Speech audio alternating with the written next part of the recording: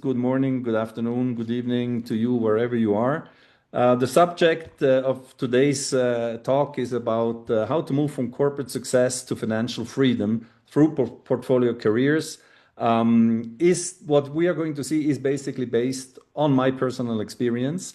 I hope it could be relevant for you, at least some parts of it, and help you, especially if you're in the transition or, as David said, contemplating the transition. The agenda of today, it's going to be roughly a half-hour presentation, and then hopefully we have time for a few questions.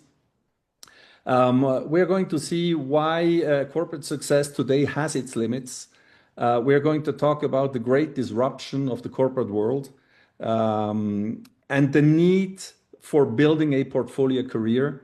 But we will also realize that building a portfolio career, and I think your introduction, David, was brilliant, is not enough. We need to build, if we really want to reach financial freedom, most of all, we need to build our financial independence. So we'll talk about the magic number of financial independence and how to transform really the three-step approach of transforming our success into financial freedom. So the big question is, why are corporate careers no longer safe? And I want to share just a few thoughts with you about that. The first one is CEO and C-level turnover is increasing, and we have seen a dramatic increase of 33% since the pandemics. AI is impacting both operational and executive roles more and more, and pension schemes are not prepared, simply not prepared to deal with the increasing longevity. So these are three pain points that are directly impacting corporate careers. And I would like to share something I saw this morning. I don't know if you have seen it. Breaking news this morning, Amazon is laying off 16,000 employees, corporate employees, to reduce bureaucracy. You know, this is the stuff we are seeing, you are seeing every day.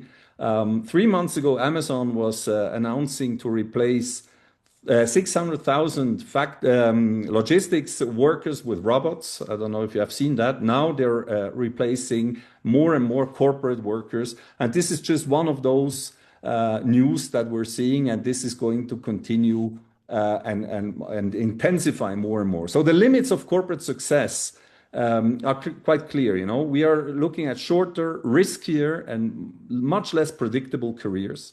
We see a reduction of pension schemes and benefits because the schemes are not prepared to finance executives, living longer. And this means we have there is a significant career and lifestyle risk from over-reliance on a single employer, business, or income. So this is just a fact. And the portfolio careers are a rational response to that structural change. And that's what we're going to talk about today. So we really see, and you see, all of you see that paradigm shift. It used to be a silent agreement, let's say, between executives and companies that you perform and you're loyal, meaning you stay at the company. The company gives you career security. And this is simply not true anymore.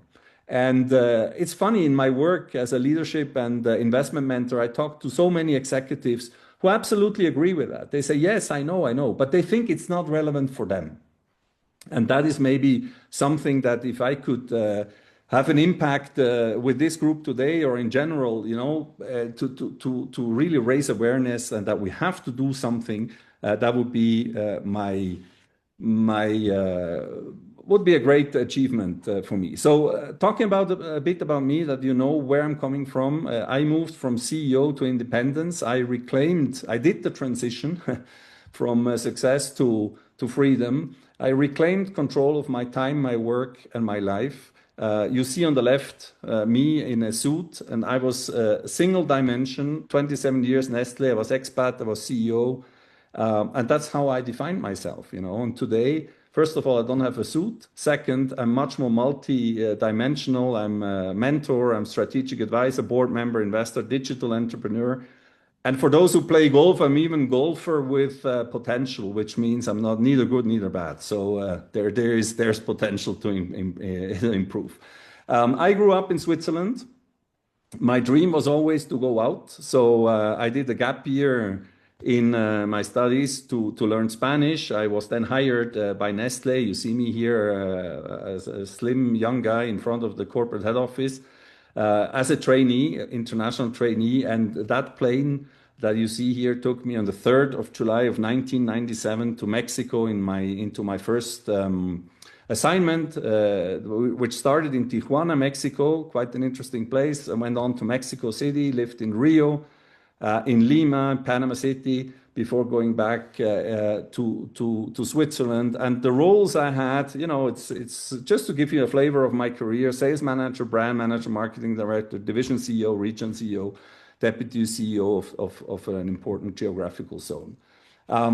Let's say I was living the corporate dream, my corporate dream. I was successful. I enjoyed very much my corporate life. You know, I was in the press. I received recognitions. I traveled around the Zone Americas with the corporate jet of Nestle. But I was also this person. I was living in a golden prison. And my sentence was mental dependency. And I was not so much aware of that during that time. As I said, I enjoyed my life. But looking back and talking to many of my fellow executives, there are 3 symptoms that I really, you know, suffered from. One was identity fusion. So with time, I started to believe that I was the job. I was the CEO. I was never the CEO. The CEO was my job, but not it wasn't myself. I suffered certainly from addiction, like many executives, to power and status. And I suffered from a delusion of permanence, which means I thought this was going to go on forever. When I realized that I was not, that was not anymore what I wanted to do, I decided to break out. I broke out of my golden prison. And that's what I'm doing today, you know, a bit like 2 speakers before, you know, multi-dimensional activities. I'm a speaker, I'm influencer. I teach at the university. I'm traveling. I bought recently, that's my dog there. We bought a piece of land close to from where we live to build a country house, you know, this kind of stuff that as an expat, I dreamt of during 30 years. And I also launched my own company, which is called Independify. And just to finish the first part, I would like to share this really interesting quote by Morgan Housel, which you know may know, author of Psychology of Money. And he says, a simple formula for happiness is purpose plus financial freedom. Purpose plus financial freedom. And also purpose is not enough, I believe, to be really free if you're not financially free. So let's have a look quickly at the Great Disruption, which is really, the root cause of what's happening. We all know the Great Depression of 1929, with the impact that had, and I believe today we are facing the Great Disruption. Basically, because of 3 dimensions: productivity, AI, we talked about that, power. We see a lot of, a world order that is changing, and the rules of power are changing, and the polarization of society, you know, rich against poor, left against right, north against south. And all that has tremendous impact on the corporate world and corporations. And one indicator to measure that impact is the CEO turnover that we have been seeing, especially last year. It's higher than ever before. You might recognize some of these fellows here: Nestle, Unilever, Starbucks. All 3 CEOs changed last year. And all 3 CEOs have one thing in common: they lasted less or a little bit more than 1 year. And that is absolutely unheard of in the corporate world, where a CEO position would, have a tenure of 5, 6, 10 years. So something is going on, and that CEO turnover, in fact, the average tenure is down since the pandemics from 6 to 5 years. A new CEO replaces 50 to 80% of his executive team within 18 months, of course, because you change a CEO to change something, right? So he brings new strategies, new people, new strategies, new priorities, new required skills, and that means a lot of restructuring and uncertainty for corporate executives. So the Great Disruption of the corporate world is exactly that. Experience is depreciating. Careers are structurally short because once you get out, it's very much difficult to get in again because it's getting there's less and less opportunities, and the single source income is a growing risk. Just one little fact before we move on: in the year 2000, 75% of executives reaching their 60 had stable employment. In 2025, that number was down to 55%, and it's falling. And that is why we say it's a structural change, it's a paradigm change. More and more people get out, be it on their own decision, or because of the restructurings and so on. To make matters worse, we are on track to live 100 years. And, longevity is a huge issue. We're not going to go into details here, of course. You know about it. If you want to read and a bit more go deeper, then I would recommend you this book. You might know it. It's written by a doctor. It's fascinating account of how longevity is changing. And we are on track to live 100 years. So the question is not to whether we will live 100 years, but rather what will happen in the second half of our lives. And that is usually very far away for a corporate executive in their 40s, even maybe starting of the 50s, but beginning of the 50s. It's a huge issue. And I compare that to the Titanic, where many careers, many executives are traveling on that ship, and it looks all calm, but the iceberg is there. And the iceberg is clearly visible if you want to see it. It's the iceberg of experience losing value, shorter careers, and longevity. And this is a potentially very dangerous and very uncomfortable combination for executives.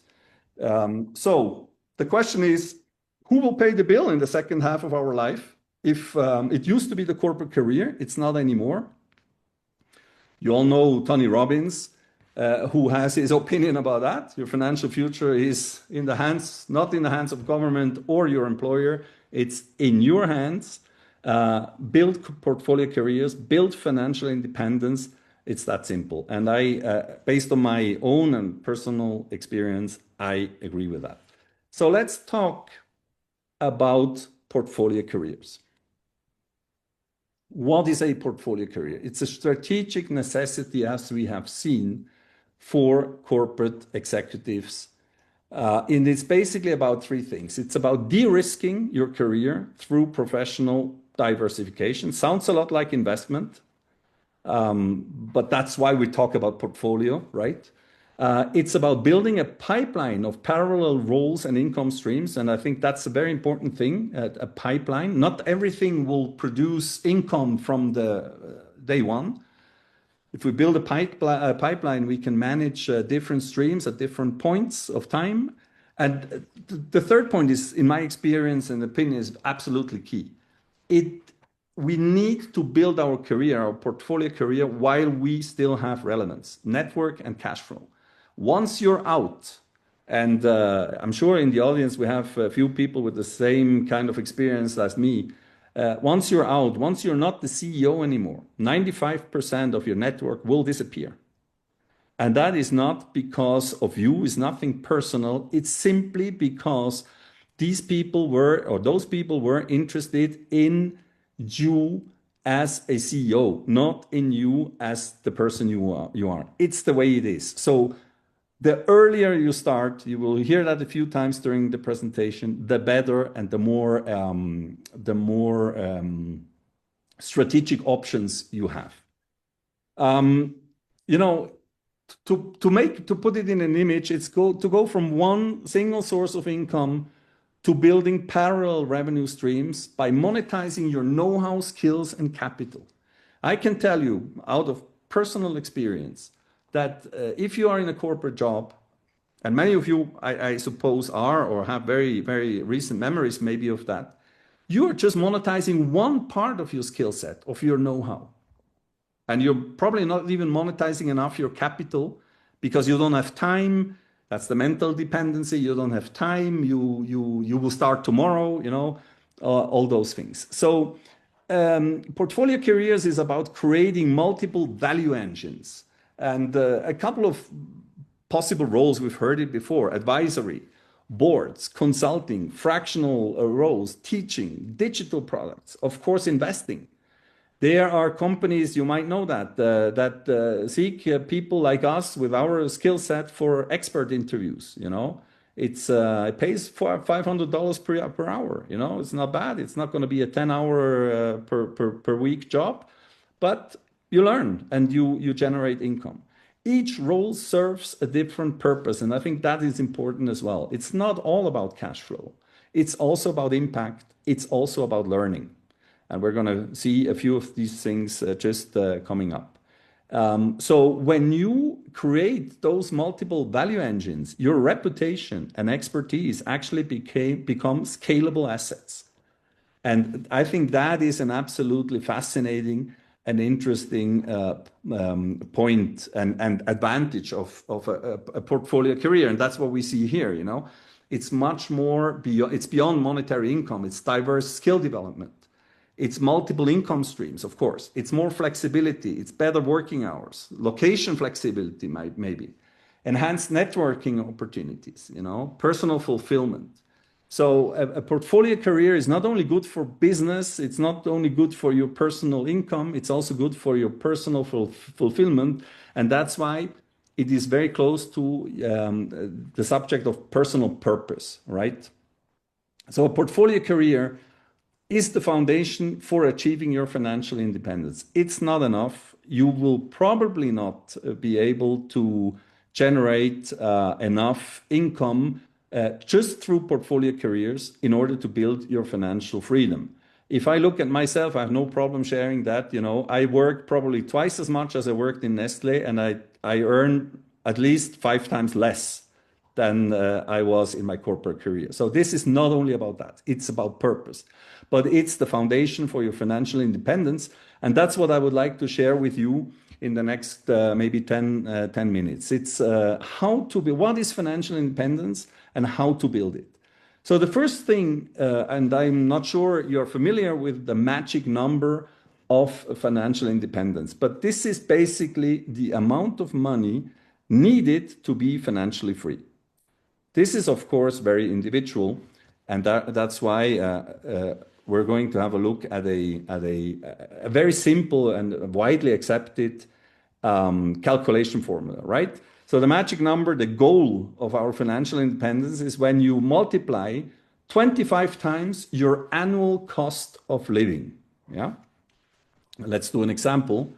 If your cost of living, annual cost of living is $200,000 times 25, your magic number would be $5 million or francs or whatever it is. That's the capital needed to generate $200,000, your annual cost of living, at a withdrawal rate of 4% without consuming capital. Like that, you can perpetually live from those $5 million US. Of course, we are talking about bankable income. So if you say, okay, that's great, I live in a house that is $3 million worth and I have $2 million in the bank, that's it. That's not the way it is, right? You need to be able to invest and to generate returns out of it. This is not a number or formula I invented. It's the safe rate of return theory that is widely known. You can, of course, argue that 4% withdrawal rate, net, of course, but it could be a little bit low. You can increase that.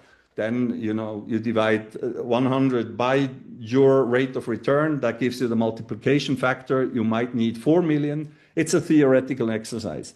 But it's to give you an idea, what is the magic number of financial independence? And once you reach the summit, once you reach your magic number, you are financially free. And I can tell you, the view up there is actually very, very, very, very nice. And it's worth to work towards it. I'm Swiss, so I have a special connection with the mountains. That's why you see mountains everywhere in the presentation. But it's also a metaphor for financial independence. Financial independence is like climbing an imposing mountain, like this one here. If you start early, if you prepare well, you can reach the summit faster and enjoy the view up there. And So my advice and my incentive to you is the time to start climbing is now. Don't postpone. If you have been postponing, don't postpone anymore. And based on my personal experience, I would like to share with you the three-step approach that I took to transform my corporate success into financial freedom. Here you see the three steps. Mindset change, very important.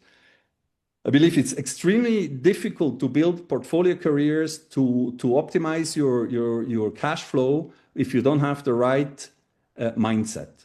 Once you have the mindset change, we can look at personal cash flow generation and then how to invest our cash flow in order to achieve the magic number, our magic number of financial independence. So the mindset change is that, get out of your golden prison. You are not your job. You are not your title. You are not your company. You are you. And we tend, as I did, we tend to forget that in our corporate careers.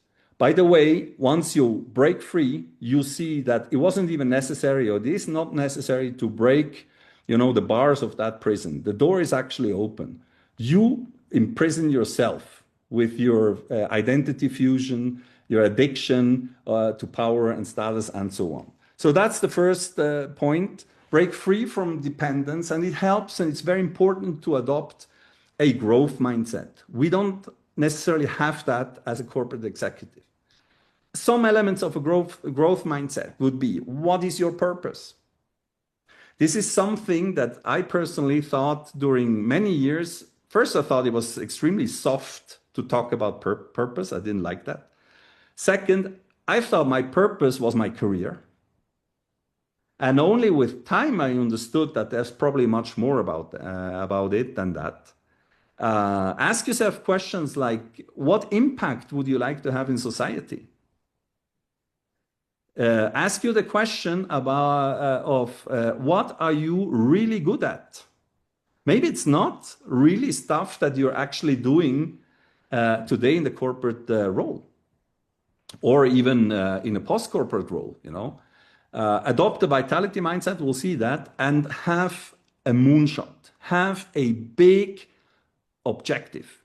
Like John Kennedy, who in the 60s mobilized the whole nation by proclaiming an important and ambitious goal.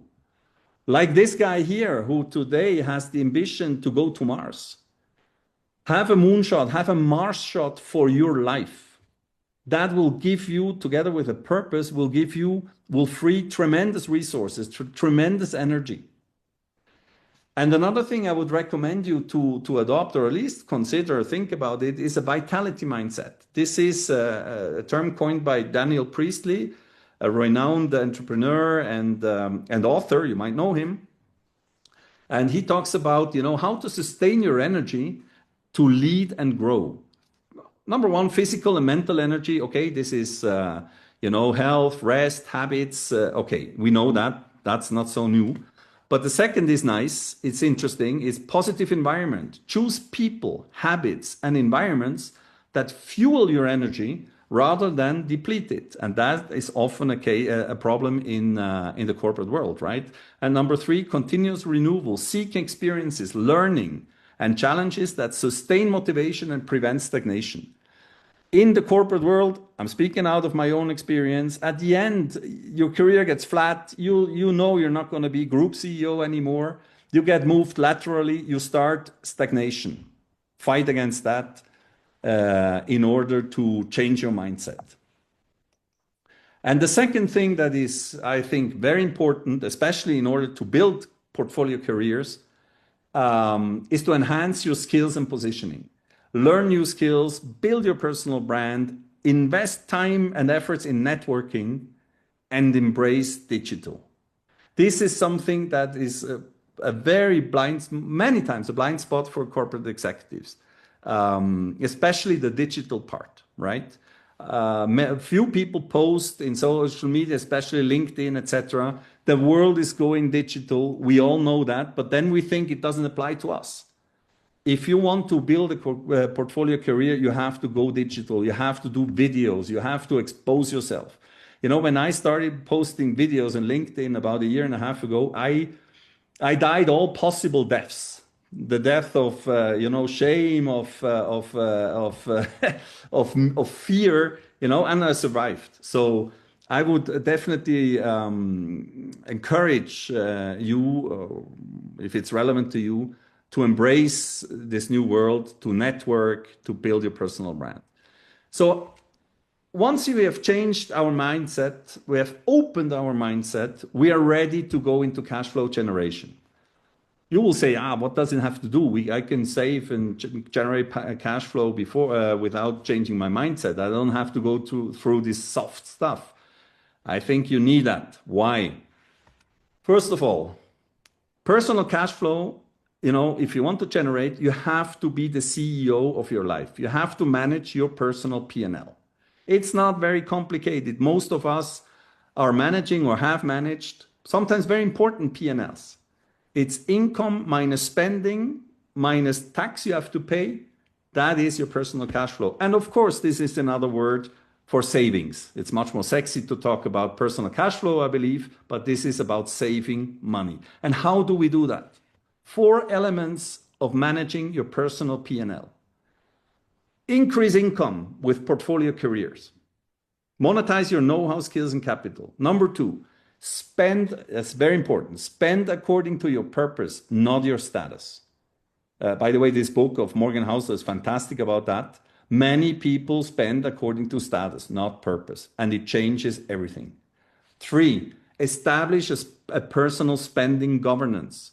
It's incredible how many executives are extremely organized at work, but they don't check their spending. They don't govern their spending. And consider tax complexities. At the end, we have to pay taxes, but it's legal to optimize what you pay. So hire a tax lawyer. If you are a corporate executive, as was in my case, and the fellow ex-Nestle guys know, the company gave us, paid a tax lawyer for us. Don't use the company tax lawyer. He doesn't work in your interest. He works in the interest of your company. Once you realize that, you start to unlock a very interesting potential for additional income. And finally, personal cash flow is fuel for investing. Saving isn't hoarding money, it's purchasing independence. So we're going back and back to the financial freedom equation that we see here. Once you have you generate personal cash flow, invest. Because if you don't make your money work for you, you will work forever. And coming from Warren Buffett, I think we have to take it seriously. I do surveys on LinkedIn with executives, ask them questions about their financial attitudes, investment attitudes. And one was interesting because I asked, what was your biggest financial mistake? And 56% said, not investing my money. So I don't know, neither do I need to know how you guys are doing that, but how are your attitudes towards investing? But there are common myths and reasons not to invest. And many executives are trapped in those. Here are a few, you know them. The stock market is gambling, investment is too risky. I can start later, I don't have time, all these things.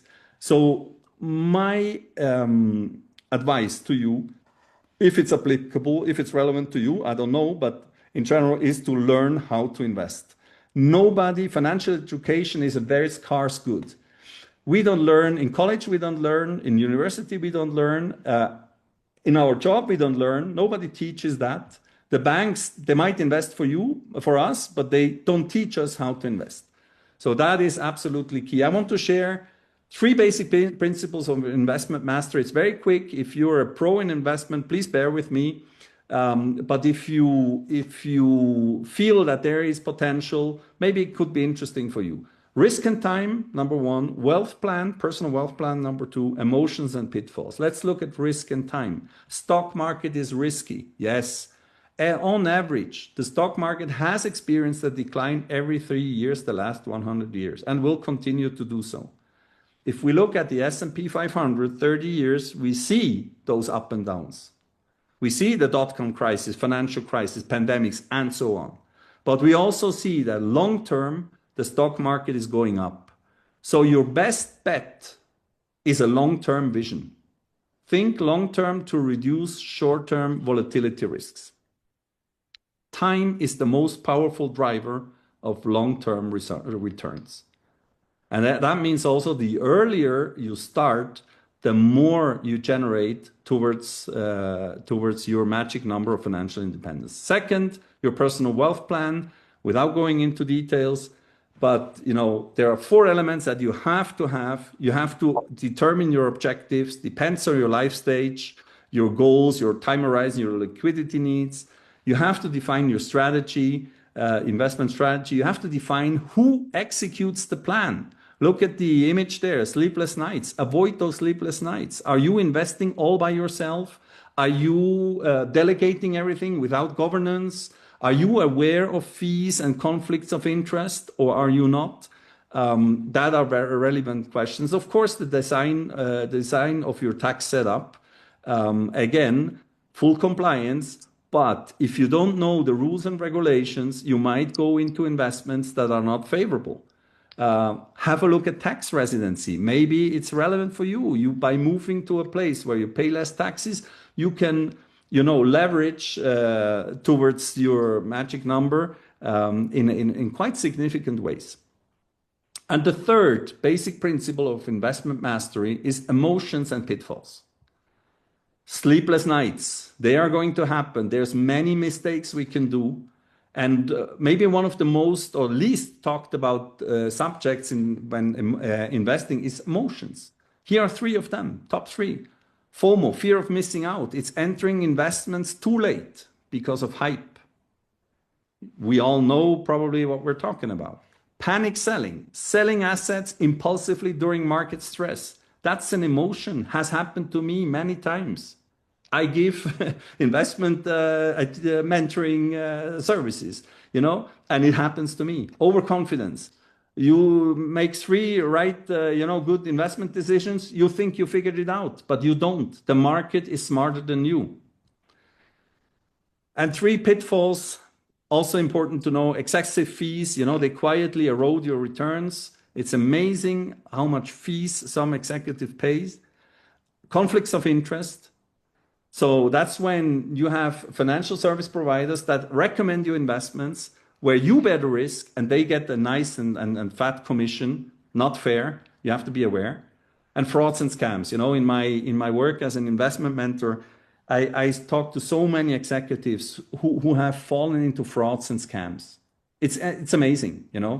The get rich quick just doesn't exist. It's, by the way, the category of business books that has most, volumes. Everybody publishes books about get rich quick, but it doesn't exist. So just that was a quick glimpse into what could be a 3-step approach to transforming your corporate success into financial freedom. You have to change your mindset. You have to generate cash flow, and with a freed mindset where you have time because you're not, in the golden cage, in the golden prison. You can generate more cash flow, and if you know how to invest, even just the basics, you get closer to your magic number. That's what I would like to. First, what I wanted to share with you guys today. And I would like to invite you to start your transformation now. If you haven't started, free yourself, free your mindset, build a portfolio career, build your magic number.